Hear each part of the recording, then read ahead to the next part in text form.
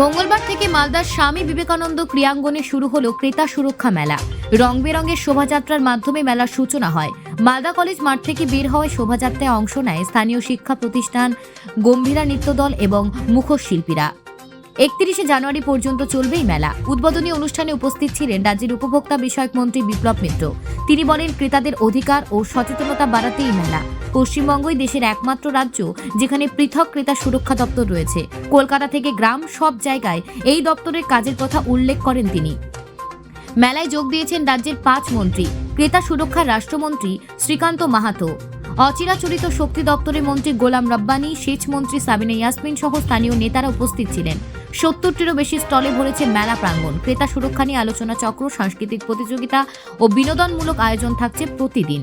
মন্ত্রী বিপ্লব মিত্রের দাবি, আধুনিক চ্যালেঞ্জ মোকাবিলায় ক্রেতাদের পাশে আমরা। Bureau report, news prime Times.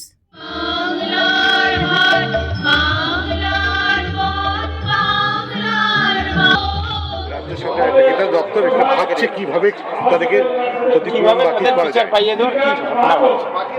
আমাদের মূলত ব্যাপারটা যেটা আপনাকে ফার্স্ট বুঝে নিতে হবে, মানুষ যদি কোনোভাবে প্রতারিত হয়, মানুষকে যদি কোথাও ঠকানোর কোনো ব্যবস্থা হয়, মানুষ ঠকে গেলে তাহলে আমাদের দপ্তরে কমপ্লেন করতে পারে এবং আমার দপ্তরের কাজ হচ্ছে সেই যে মানুষটা ঠকানো হয়েছে, যে মানুষটাকে, সে মানুষটাকে বিচার পাইয়ে দেওয়া। আমার দপ্তরের কাজটা মূলত কিন্তু এটা, কোনো মানুষ যাতে প্রতারিত না হতে পারে, তার ন্যায্য অধিকার থেকে বঞ্চিত না হতে পারে। আমাদের যে সাংবিধানিক অধিকারগুলো দেওয়া আছে আমাদের প্রত্যেকটা মানুষের জন্য, সেই প্রত্যেকটা অধিকার কোথাও যাতে লঙ্ঘিত না হয়। একটা সাধারণ মানুষ, গরিব মানুষ, একটা মানুষ, সে মানুষটা হয়তো ক্রেতা হিসাবেই আসুক বা অন্যভাবেই আসুক, সেই মানুষটাকে সাহায্য করা।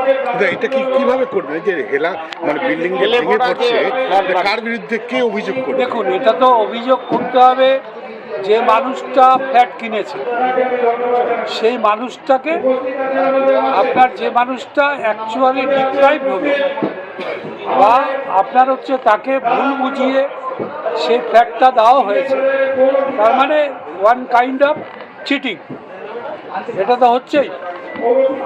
আপনি একটা বাড়ি কিনতে যাচ্ছেন, ন্যাচারালি আপনি চাইবেন কি একটা বহুতল বাড়ি, আপনি কিনতে গেলেন একটা ফ্ল্যাট, আপনি তো জেনে গেলেন যে এটা খুব ভালো, এটা ভিত্তিত আছে, কিন্তু দেখা যাচ্ছে যখনই হেলে যাচ্ছে, বেঁকে যাচ্ছে, তখন কিন্তু স্বাভাবিক বুঝতে হবে তাহলে ভিতটা ঠিক হয়।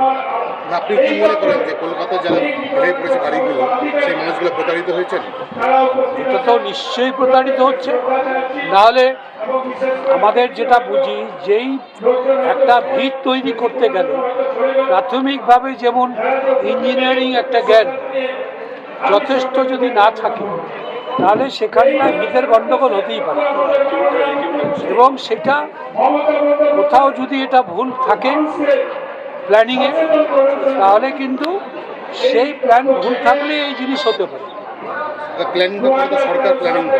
সরকার প্ল্যান করে ঠিক কথাই, কিন্তু ঘটনা হচ্ছে যে সবাই তো সরকারের কাছ থেকে যা যা সরকারের নিয়ম কানুন আছে সেই নিয়ম কানুন মেনে নিয়েও আবার করে না, এটাও ঘটনা।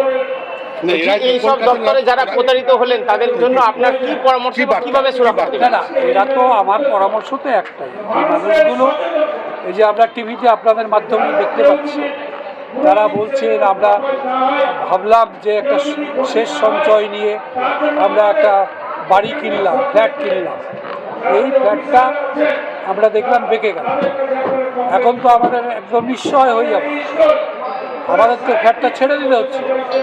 এবার তো নোটিশ আরম্ভ হচ্ছে যে কোনো সময় অ্যাক্সিডেন্ট ঘটে যাবে, মারা যেতে পারে মানুষের প্রাণহানি ঘটতে পারে। এই ব্যাপারটাতে মানুষ তো বিচার চাইবে, বিচার চাওয়ার অধিকার আছে তার, কারণ তিনি তো ন্যায্য টাকাটা দিয়ে এসছে। যখন প্রতারণার ব্যাপারটা আসবে তখন তো আমার দপ্তর করতেই পারে। আপনারা সুরক্ষা দিতে পারেন। আমি তখন তো যেখানটায় অন্য প্রতারণার ক্ষেত্রে যেভাবে আমার দপ্তর সেখানটায় মানুষকে বিচার পাইয়ে দিতে পারে, ঠিক একইভাবে আমরা আমরা করতে পারবো। আপনার কি আইন তো একই। মনে হয় কি পাবে, বিচার পাবে?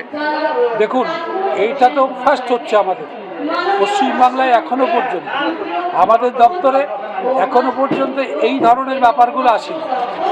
আমাদের দপ্তরে এখনো পর্যন্ত ফ্ল্যাট কিনে গেলে সার্টিফিকেট পাচ্ছে না, বা দীর্ঘদিন টাকা নিয়ে এসছে, অ্যাডভান্স নিয়ে নিয়েছে কিন্তু দিচ্ছে না, 1 বছরের মধ্যে দেওয়ার কথা 3 বছর হয়ে গেল দিচ্ছে না, সেগুলো আমরা করে দিচ্ছি। আমাদের কাছে আসছে, আমরা বিচার পাইয়ে দিচ্ছি, কম্পেনসেশন উইথ ইন্টারেস্ট আমরা পাইয়ে দিচ্ছি, সেগুলো করছে আমার দপ্তর। সুতরাং এটা যখন প্রতারণা হয়ে যাচ্ছে, যখন প্রতারণা নিয়ে, অধিকার নিয়ে বা অভিযোগ নিয়ে যখন একটা মানুষ আসবে, তখন তো আমরা দেখবো নিশ্চিত। 1 বছরের মধ্যে বিচার পাইয়ে দেওয়ার একটা টার্গেট বলছিলেন। আমি একটা চেষ্টা করছি, মানে আমার দপ্তর চেষ্টা করছি যে একটা মানুষ, আপনি আমার দপ্তরে একটা নালিশ নিয়ে, অভিযোগ নিয়ে আপনি লিপিবদ্ধ করলেন আপনার কমপ্লেনটা, যাতে 1 ইয়ার এর মধ্যে আপনাকে আমরা বিচার পাইয়ে দিই, আমরা যাতে ওটাকে এক্সিকিউশন করে দিই। আমাদের এটা এই চেষ্টাটা চলছে, এখনও আমরা পুরোটা পারিনি ঠিক কথা, কিন্তু যেহেতু আমরা এই শুরুটা করেছি অল্প কিছুদিন ধরে, আমরা আশা করছি আমাদের এটা হচ্ছে 2025 সাল, উইদিন 26 আমরা 1 বছরের মধ্যেই আমাদের মাধ্যমে যে বিচারগুলো হয় কোর্টগুলোর মাধ্যমে, কমিশনের মাধ্যমে, সেটাকে আমরা ওইভাবেই আমরা চালু করিয়ে দিতে পারবো মানুষের সাথে। প্রতারিতরা প্রমোটারের বিরুদ্ধে বা প্রমোটিং এজেন্সির বিরুদ্ধে আপনাদের কাছে আসতে পারে। যে হেলে পড়া বাড়ি